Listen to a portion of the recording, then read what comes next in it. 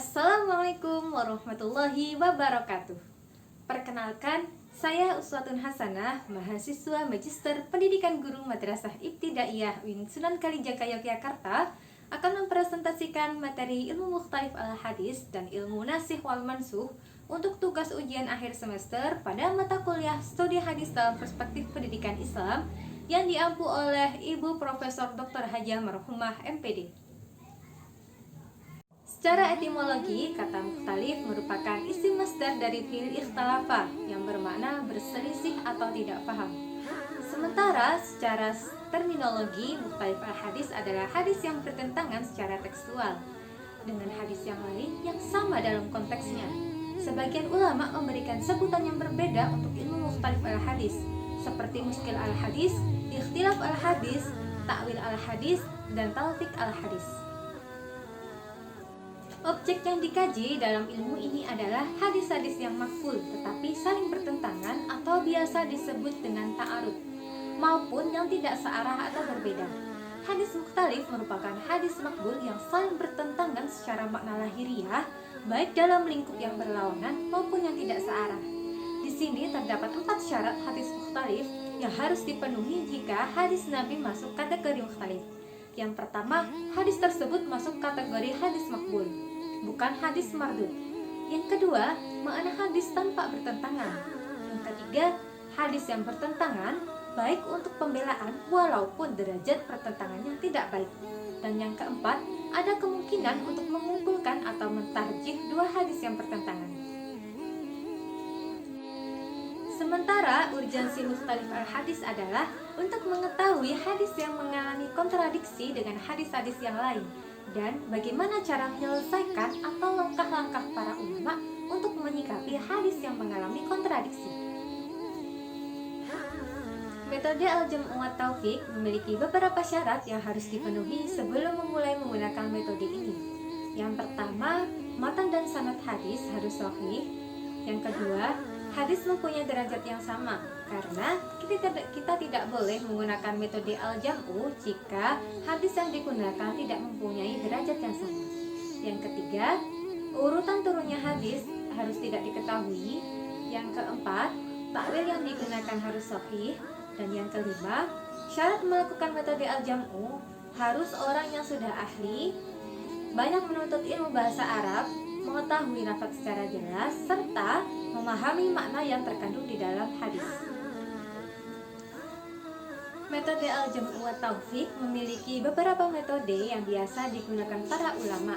Yang pertama ada al-jam'u dengan tahsis, yang kedua ada al-jam'u dengan takkid, yang ketiga ada al-jam'u dengan menjadikan al-amr sebagai an-nadab, yang keempat ada al-jam'u dengan menjadikan al-nahi sebagai sesuatu yang makruh, dan yang terakhir adalah al-jam'u dengan tahyir.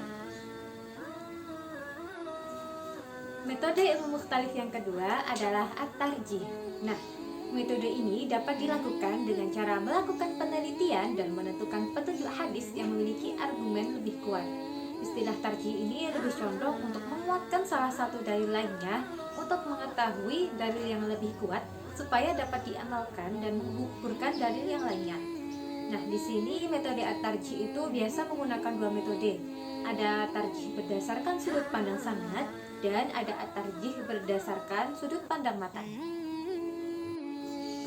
Sementara metode ilmu mukhtalif al-hadis yang ketiga adalah an-nasikh wal mansuh.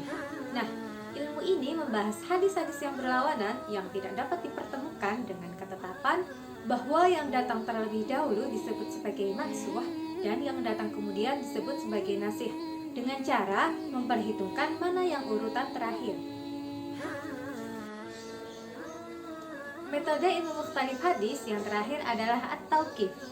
Tauqif atau tawakuf secara bahasa artinya adalah berhenti atau penundaan, sedangkan secara istilah yakni menunda pengamalan terhadap hadis-hadis yang mengalami kontradiksi sampai diketahui maknanya.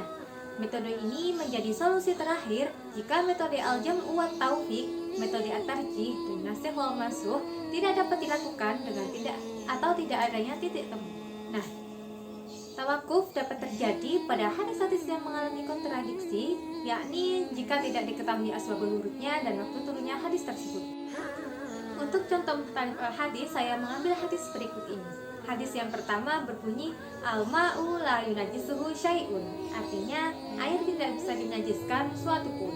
Hadis yang kedua berbunyi bila balaghal ma'u qullataini lam yahmil najasan, artinya bila air telah mencapai 2 qullah maka tidak akan membawa najis. Secara lahiriah, kedua hadis tersebut tampak saling bertentangan. Akan tetapi sebenarnya kedua hadis tersebut tidak saling bertentangan.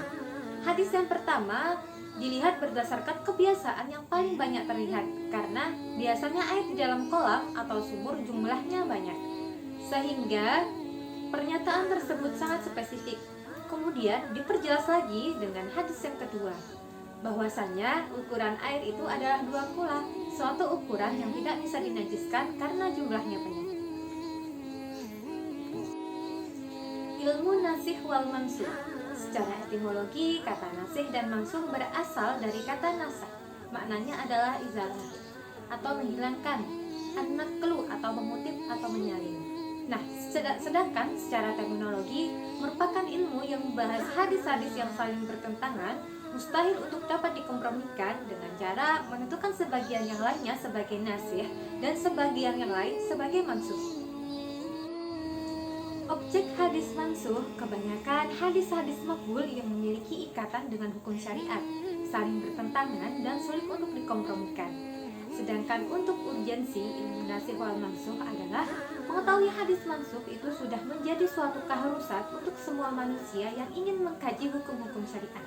Karena apa? Karena tidak mungkin menyimpulkan suatu hukum tanpa mengetahui dalil-dalil yang bersifat mansuh.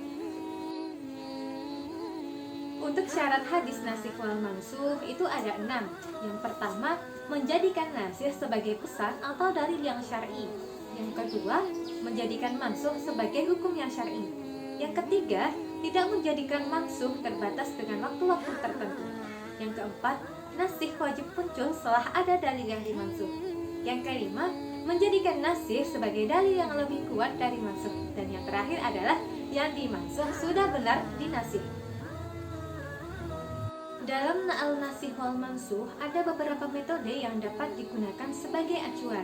Di antaranya berdasarkan penjelasan yang jelas dari Nabi, kemudian dari asbabul wurud, penjelasan sahabat tentang hal tersebut, dan yang terakhir adalah berdasarkan sejarah.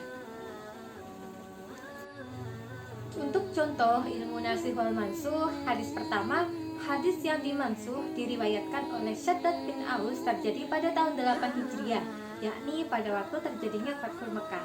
Untuk hadis yang kedua, hadis yang dinasih yang diriwayatkan oleh Ibnu Abbas, dan hadis ini muncul waktu tahun ke-10 Hijriah, yakni waktu ketika Haji Wada.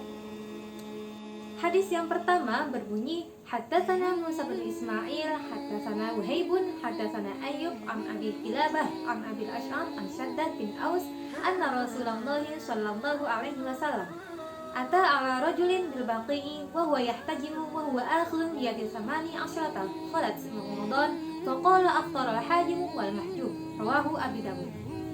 Untuk hadis yang kedua berbunyi haddatsana Mu'awiyah bin Asad, haddatsana Wahaibun an Ayyub an Ikrimah an Ibnu Abbas radhiyallahu anhuma anna an-nabiyya sallallahu alaihi wasallam ihtajama wa huwa muharrimun wa ihtajama wa huwa sha'im, rawahu Bukhari.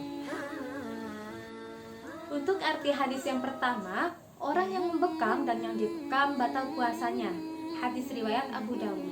Kemudian dinasah oleh hadis Ibnu Abbas yang berbunyi bahwasanya Rasulullah Shallallahu Alaihi Wasallam berbekam sedangkan beliau sedang ihram dan berpuasa. Hadis riwayat Bukhari. Nah, dalam salah satu jalur sanad Syaddad dijelaskan bahwa hadis itu diucapkan pada tahun 8 Hijriah ketika terjadinya Fathul Mekah.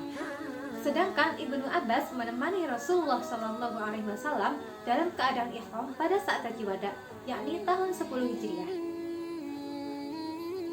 Sekian presentasi dari saya, kurang lebihnya mohon maaf. Semoga bermanfaat. Wassalamualaikum warahmatullahi wabarakatuh. Sampai jumpa.